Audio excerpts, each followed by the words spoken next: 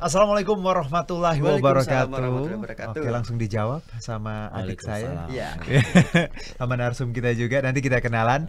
Ketemu lagi bareng gue Herjuno Syaputra. Dan aku Lukman Nurjah. Ketemu di podcast Aksi Nyata dari Kamu untuk Indonesia. Indonesia. Kita salam dulu dong. Ya. Salam Aksi Nyata dari Salam Kamu Aksi Nyata untuk Indonesia. Indonesia. Benar sekali. Lukman? Ya, sebelum mulai kita kasih tahu lagi nih Kak Juno ke audiens, podcast kita tayangnya di mana aja nih? Tayangnya di mana aja ya? Oke, gak bosan-bosan disebutin kalau kita tayang di banyak sekali platform. Bener. Ada di Instagram, Twitter, TikTok, Facebook, Partai Perindo @partai-perindo, RCTI Plus, Okizon, Sindo News, Anjus.id, YouTube-nya Partai Perindo dan website-nya Partai Perindo. Oke, Lukman. Kita langsung ke tema atau gimana? Belum, aku mau nanya dulu dong. Boleh.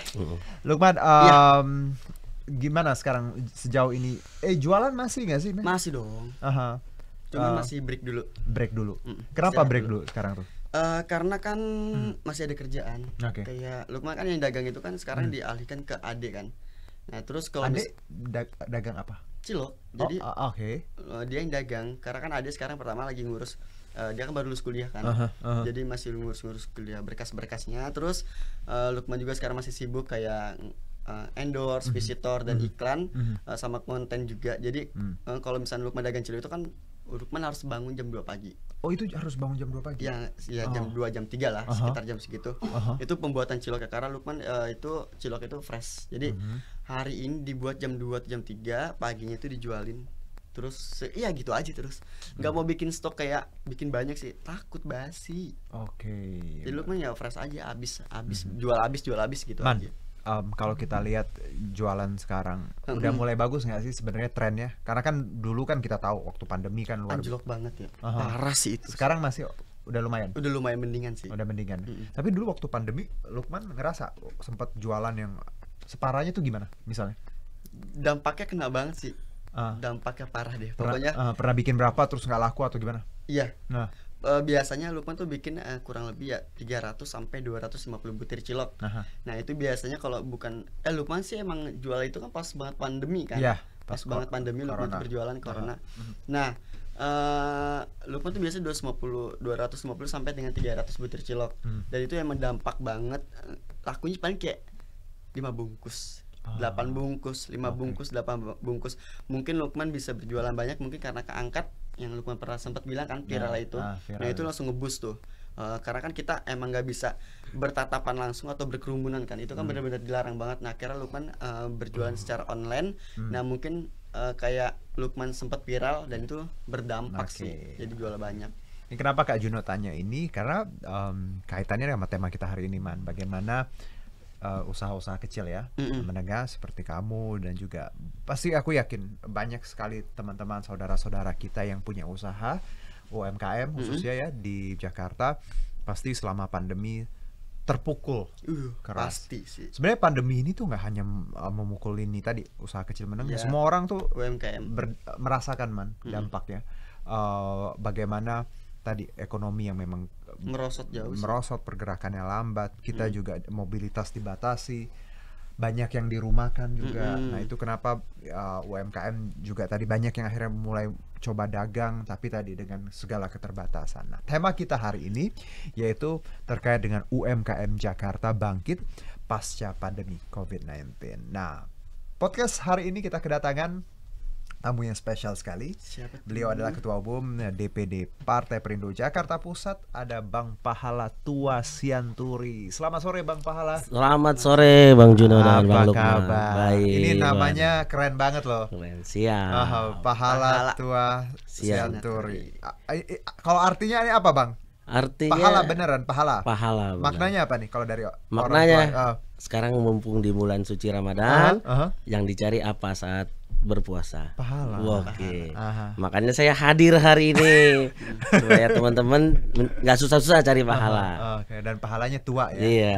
Kalau karena tadi Bang Juno udah bilang saya orang Medan, benar. Oke. Tapi tua itu kalau di orang Batak bilang namanya abadi. Jadi biasa. pahala yang abadi. Kalau Sianturi marga saya. Oke. Ya kan? Jadi itu maknanya ya Bang. Maknanya, Luar biasa loh namanya. Iya. Ini Tapi saya lahir di Jakarta nih Bang Juno sama Bang Lukman nih. Walaupun tadi jadi Medan aslinya ya. Betawi nih. Jadi ibaratnya bukan Medan. blasteran ya. Blasteran. Blasteran. Betawi, Medan. Medan. Medan. Batak. Ya. Aduh, keren Bang Pahala. Terima kasih loh. Siap. Udah mau hadir hari ini di podcast kita. Dan tentunya tadi kita bicara UMKM. Yes. Bang. Ini penting bagaimana setelah pandemi kita mulai pelan-pelan recovery lagi. Oke, tapi sebelum kita ke tema Bang Pahala, kenalan dulu Bang Pahala. Oke, siap. Tadi kan Bang Pahala disebutin jabatannya, silakan monggo. Saya Pahala Tua Sianturi, Ketua DPD Perindo Jakarta Pusat. Oke. Yang mana mewakili 8 kecamatan, 44 kelurahan di Jakarta Pusat, Bang. Oke. Satu-satunya dapil yang memiliki cuma 1 dapil aja. Karena di DKI itu masing-masing lebih dari 1 dapil.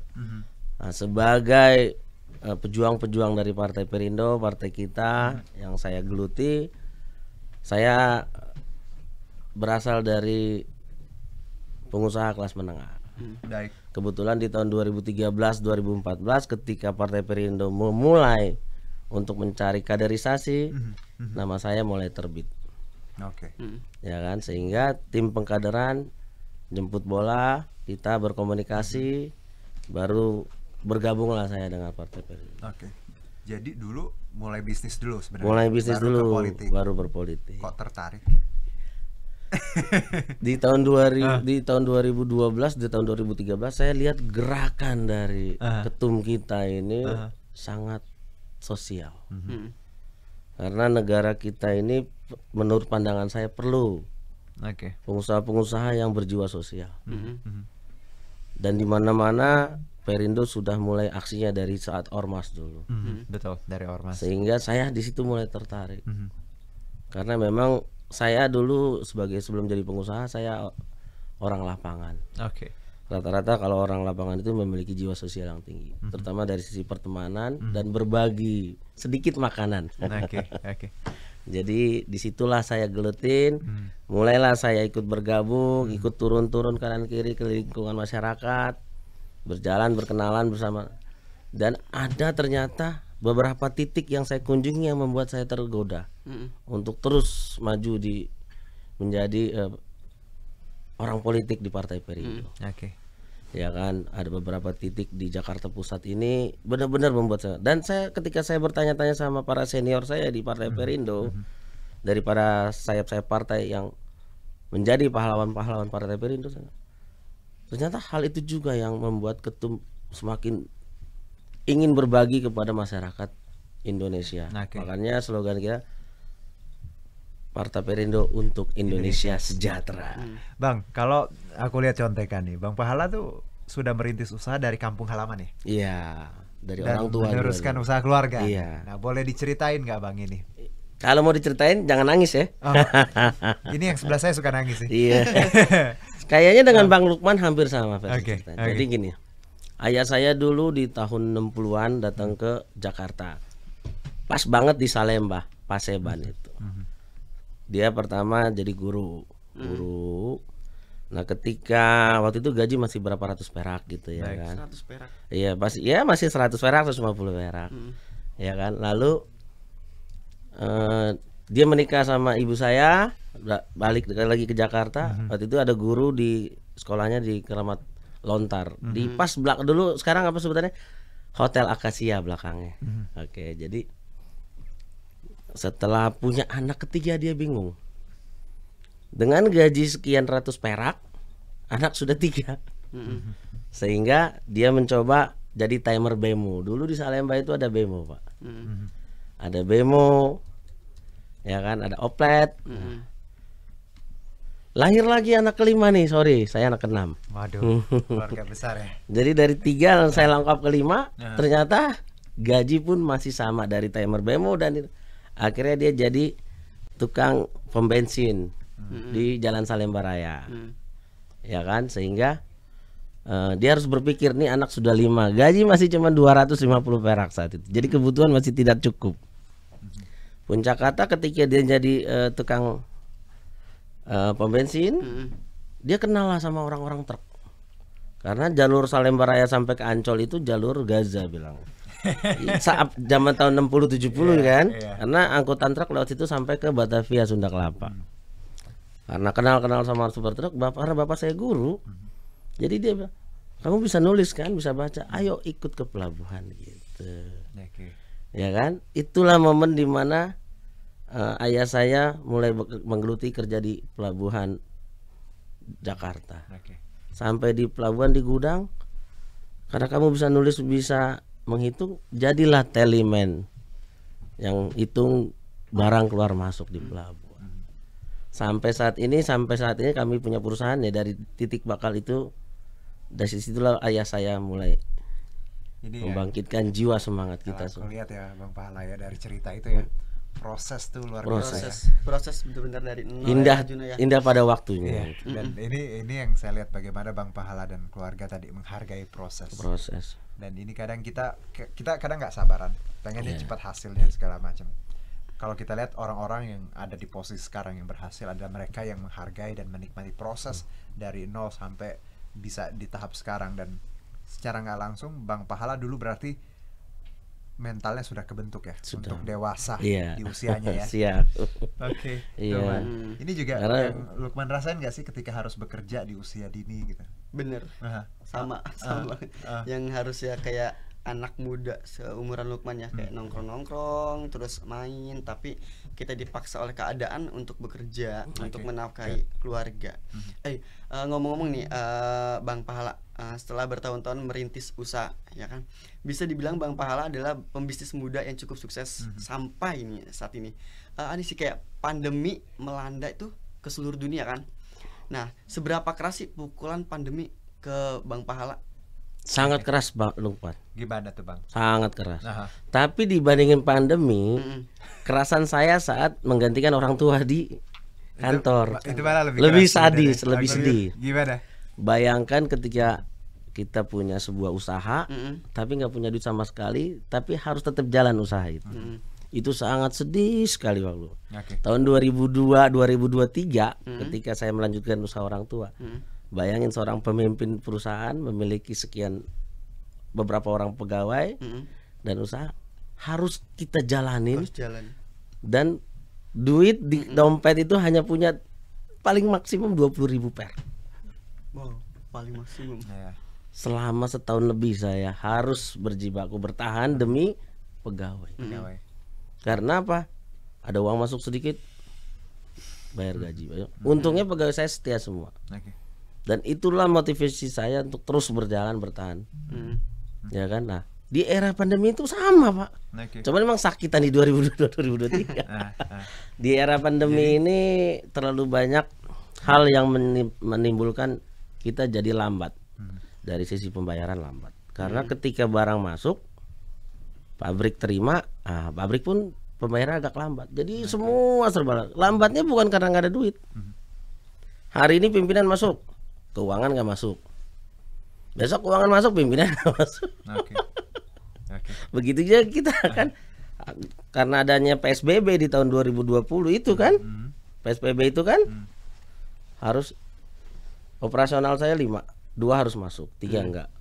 Keuangan saya pembukuan 4, 1 harus masuk, 3 enggak. Nah ketika yang 2 ini perinciannya sama sini, jadi telat semua, serba telat. Bagaimana cara mengatasinya? Berdoa, Pak Lukman. Doa mengubah segalanya. Aku suka jawabannya. Doa mengubah segala. Bang, kalau nggak ada yang lagi yang bisa kita lakuin, udah doa ya Bang. Benar. Itu kan? Itu salah satu ya tadi. Iyalah. Ya. Ketika di tahun ini saya mulai banyak bersedih dan menangis kadang. Tapi untungnya orang rumah, istri saya, dia selalu bertanya, kenapa Papa nangis? Nggak punya duit buat bayar anak-anak kerja. Udah nih, nih gade dulu katanya. Nih taruh dulu katanya. Asli loh istri saya. Untuk apa? Karena perusahaan-perusahaan, kantor-kantor lain juga bukan yang nggak punya duit, tapi mekanisme PSBB ini yang membuat kita susah. Membuat kita tadi mobilitas terbatas. Ada satu perusahaan langganan saya. Ada 2 pabrik, kasarnya minusnya tumben-tumbenan sampai besar. Ya karena itu tadi. Setiap keuangannya ditanya, sorry ya Bapak kena PSBB nggak masuk, sorry ya Bapak dirumahkan gitu. Aduh, jadi ini harus putar otak ini. Sebagai ya kan? entrepreneur ya bang, apa pebisnis ya atau pengusaha, pandemi itu mengajarkan banyak hal. Ya? Bener, sabar. Dan mental juga mental luar biasa ya bang. bener. Tapi beruntung bang Pahala tadi bahwa memang base-nya, fondasinya tuh Sudah kuat ada, ya. ya. Dan tadi 2002 juga hal yang sama gitu. Waduh. Jadi akhirnya ya ketika ada hal yang seperti itu terjadi, memang ya berasa tapi nggak terlalu kaget ya bang. Agak tadi bagaimana tahu menghandle-nya dan thanks to kayak keluarga tuh support system ya bang. Support karena memang jenis pekerjaan kita ini kan jasa di bidang pelabuhan. Jadi waktu tak terbatas. Kadang hari raya masuk, kadang hari libur masuk. Jadi ya udah harus siap-siap di situ. Jadi kadang kalau lagi hari raya, kok kamu nggak kesini? Ada kerjaan, ya mau nggak mau harus kita terima. Paling tidak kembali lagi seperti kayak orang tua saya dulu, rajin-rajinlah berbagi. Itu penting. aja. Karena saat kita berbagi kita didoain tau. Bener. The power of giving, bro. Yes. Kekuatan berbagi. Berbagi. Kembali lagi kita ke politik, Bang Pahala. Sebagai Ketua Umum DPD Partai Perindo, nih apa saja sih kegiatan Bang Pahala selama Ramadan ini? Ada kegiatannya apa aja? Iya. Kebetulan memang partai kita baru moving forward di 2 bulan terakhir ini. Mengacu untuk lolosnya verifikasi partai kita di kancah politik, kami kader-kadernya dari sisi struktur kayak saya kebetulan hanya bisa motonya bos besar kita nih Pak Erick Thohir, kalau tidak bisa membantu paling tidak bisa meringankan. Nah, itu saya senang sekali. Benar sih kalau bisa membantu. Jadi kebetulan saya sebagai ketua DPD Gabernas kemarin ada bansos dari BUMN, kita bisa sedikit turunin ke masyarakat, jual pasar murah salah satunya itu. Terus kayak kemarin di wilayah-wilayah RT RW ada juga yang mau nurusin sembako, kita ikut jadi tokoh masyarakat membantu. Terus mengontrol pembagian bansos dari pemerintah seperti minyak goreng yang kemarin murah, terus paket sama dana-dana sosial yang BNPT punya supaya bisa tersalurkan sesuai dengan porsinya, karena ada yang nggak tersalurkan takutnya ribut.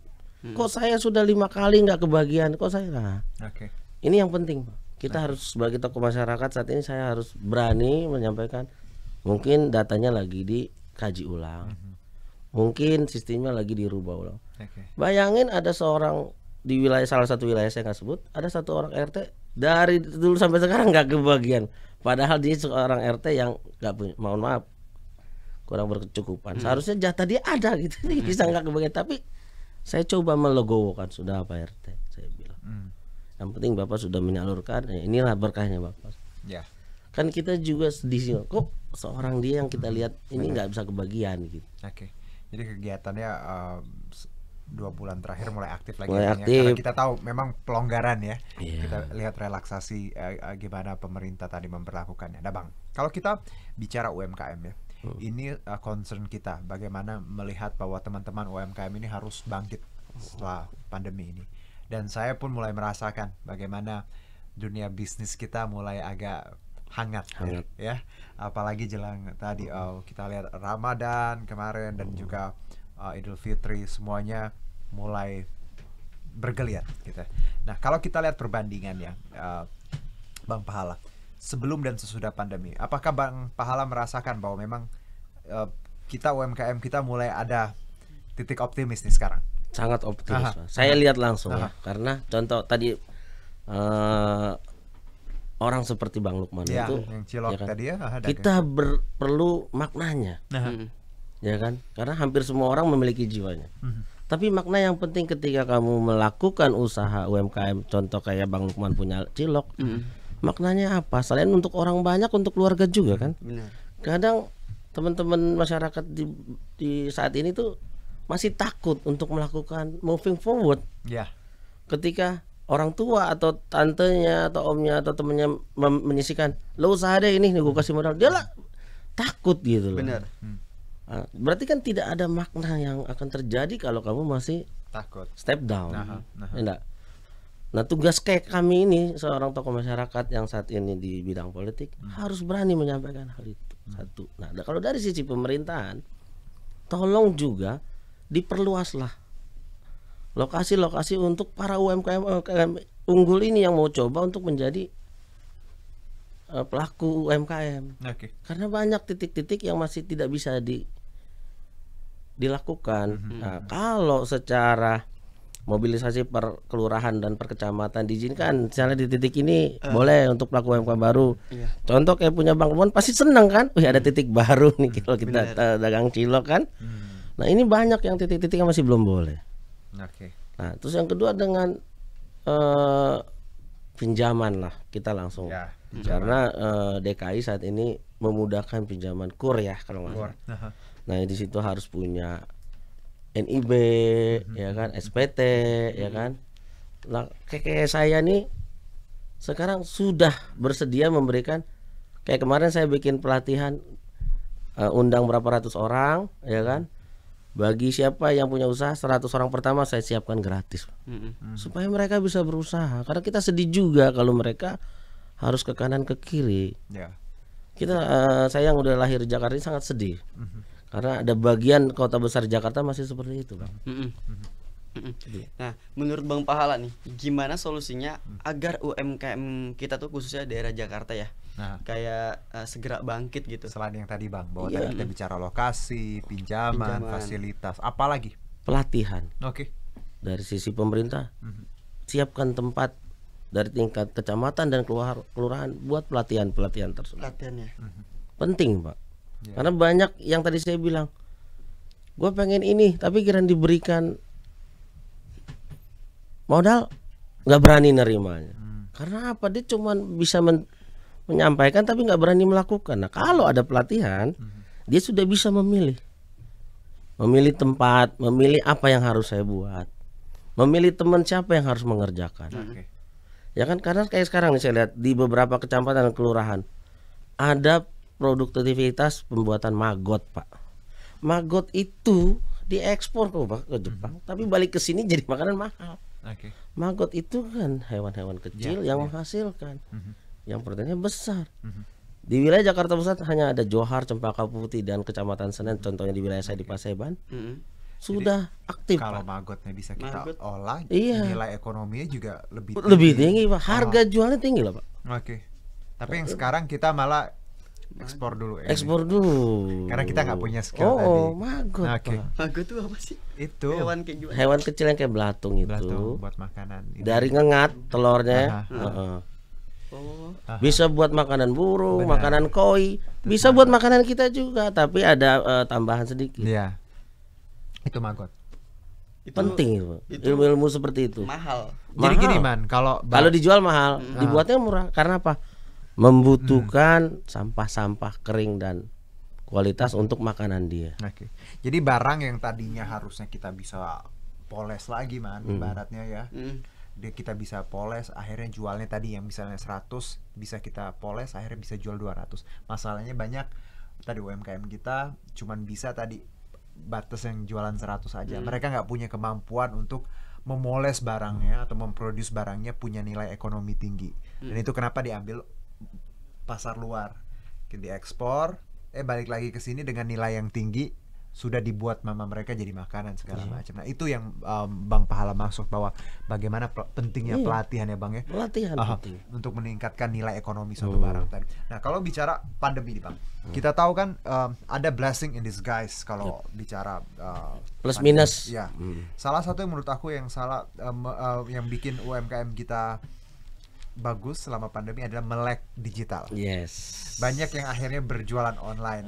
Mau nggak mau bikin account di marketplace segala macam. Bagaimana Bang Pahala melihat tren UMKM kita mulai melek bahwa online internet itu bisa jadi salah satu pasar? Kembali ke omongan kita pertama, doa mengubah segala. Dunia digital memang sangat dibutuhkan saat ini, ya kan?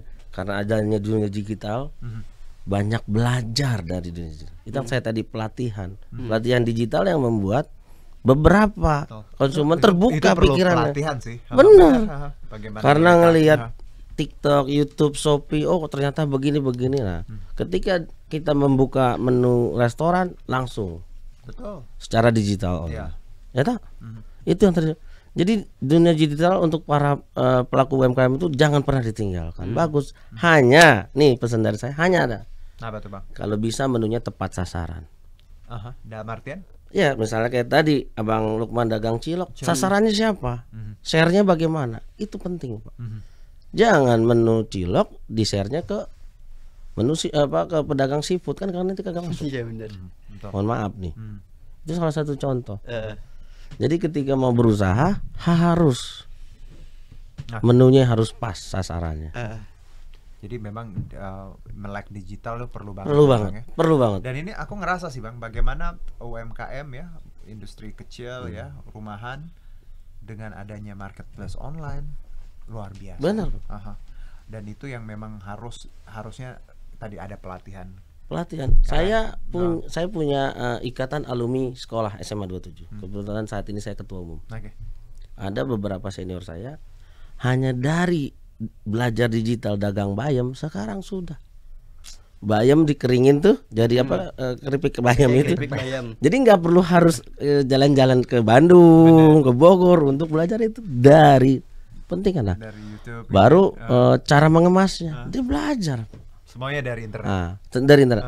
Cara menyajikannya dia belajar. Oke. Cara menjualnya pun dia belajar.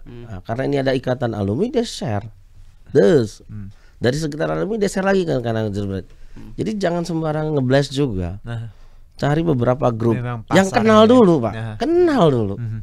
Nanti yang kenal tolongin dong. Karena sama dia di share juga ke grupnya yang lain. Jeder. Ini punya teman saya. Oke. Saat ini boleh dibilang lebih dari cukup.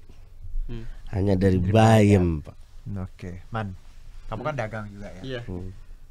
Kamu ngelihat gimana sih kalau potensi dagang online tuh dari yang kamu rasakan emang gede ya? Gede banget.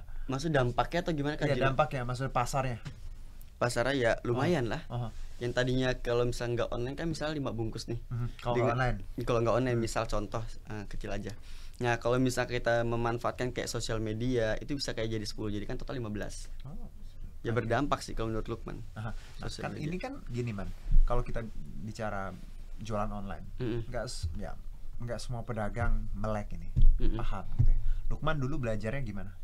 Cara taunya, oh ya bikin account atau jualan online, dulu dari mana? Siapa yang ngasih tahu? Enggak, sendiri. Oke. Jadi gini, Lukman berpikiran kan Lukman itu berdagang pas banget corona kan, pas covid. Nah, gimana caranya pemasukan itu bertambah? Sedangkan kalau Lukman jualan satu start, misalkan stay nih kita di sini, otomatis orangnya dia juga gitu belinya. Kan karena ini misal gerobak, nah kita ruang lingkupnya itu aja, berarti orangnya yang beli dia lagi. Nah Lukman berpikiran gimana nih cilok Lukman bisa keluar gitu, keluar. Nah akhirnya posting lah di Instagram, di TikTok, mulai dari kayak sosial media, karena emang era kita kan era digital kan, memanfaatkan sosial media yang ada. Nah akhirnya pertama tuh kayak boleh dong aku pesen 5 bungkus tapi anterin kemari, ya kan lumayan kan, dianterin plus ongkir, ya kan. Kalau misal satu orang 5.000 dikali 10 orang beli udah 50, itu baru ongkir aja kan. Nah Lukman kayak gitu terus akhir kena prank yang sempat viral itu kan. Nah udah, jadi kayak menurut Lukman kayak sosial media tuh sangat menguntungkan sekali. Jadi kayak kalau kalian pedagang UMKM atau pedagang kaki lima, coba deh buat kayak sosial media lebih gampang kayak Instagram dulu, atau kayak WhatsApp, story WhatsApp aja. Itu paling kayak sederhana, dasar itu kayak status WhatsApp. Nanti kan kayak teman-teman di kontak ngelihat, oh ternyata berjualan.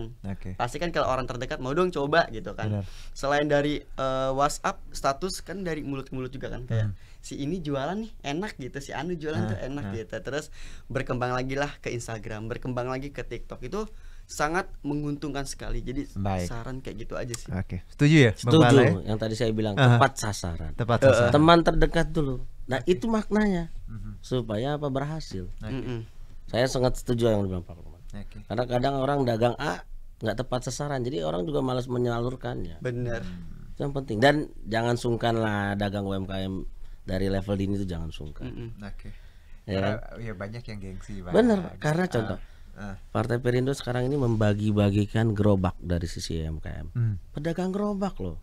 Selama kita mau berusaha, datanglah ke Partai Perindo, carilah Pahala Sianturi Jakarta Pusat, kita akan lihat, Insya Allah kita fasilitasi. kita fasilitasi dari sisi gerobak. Oke. Itu lumayan jembatan pertama, walaupun tidak dapat full membantu, Iya, tapi paling iya. tidak meringankan, Benar.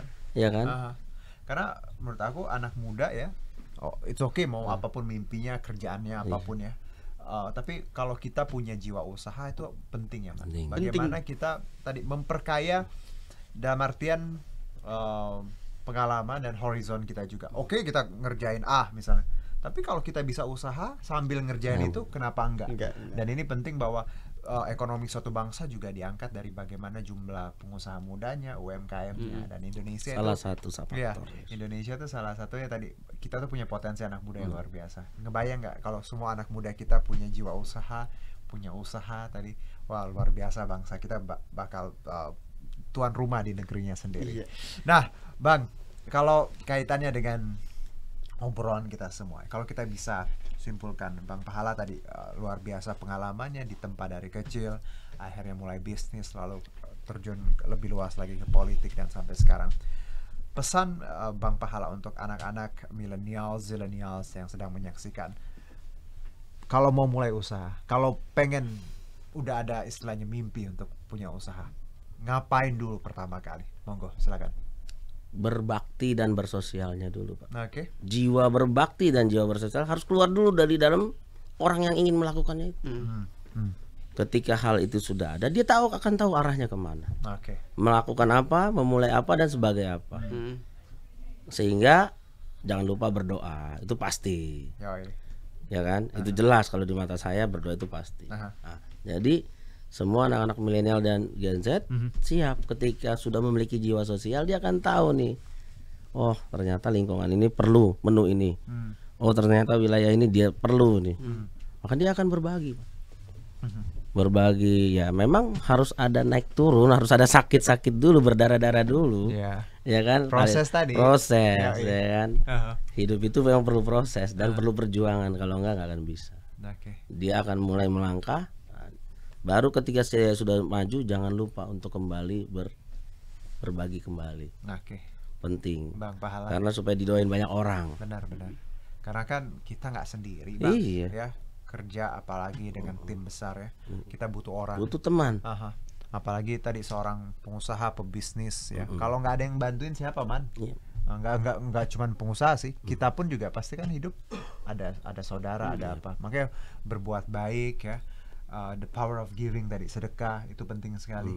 Karena kita nggak pernah tahu, mungkin doa-doa mereka yang membuat jalan kita Benar. lancar. Saya punya contoh terakhir Nah. untuk anak-anak. Saya punya, dia orang nggak mampu, tapi keluarga yang lainnya mampu. Oke. Sehingga keluarga yang lain bilang, aku kasih modal. Karena dia nggak ngerti apa-apa, dia hari-hari bersama teman-teman Grab, Gojek. Akhirnya modal yang diberi keluarganya, dia beliin motor. Hampir 7-8 orang.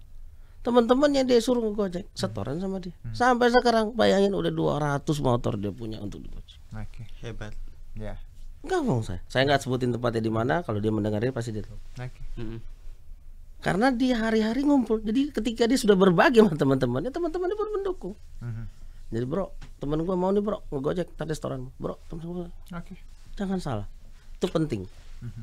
Dan kalau tadi Bang, kalau kita punya kesempatan dan kemampuan untuk berbagi, kenapa enggak ya? Iya. Nah, jangan ditahan, Bro. Benar. Lepaskan. Siap. Ya, lepaskan semua Jadi energi terbang itu. tinggi ya. Yo, Nah, itu.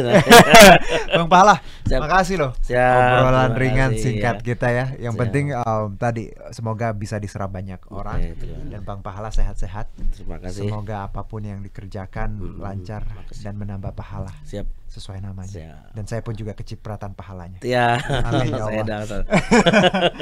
Dan berkaitan dengan Partai Perindo, kampanye aksi nyata dari Kamu untuk Indonesia ini relate banget dengan movement yang dijalankan oleh Partai Perindo, yaitu produktif, solutif, modern, bersih, berintegritas, peduli, dan turun tangan untuk Indonesia sejahtera. Dan Partai Perindo memanggil putra-putri terbaik Indonesia untuk melalui konvensi rakyat, yaitu program penjaringan secara daring bagi WNI yang berminat mendaftarkan diri sebagai bakal calon anggota legislatif di semua tingkatan pemilihan DPRD Kabupaten Kota, Provinsi, dan RI. Dan caranya gampang banget, tinggal ke konvensirakyat.com. Dan untuk mendaftar menjadi member Partai Perindo, silakan kunjungi website partaiperindo.com atau klik bit.ly/member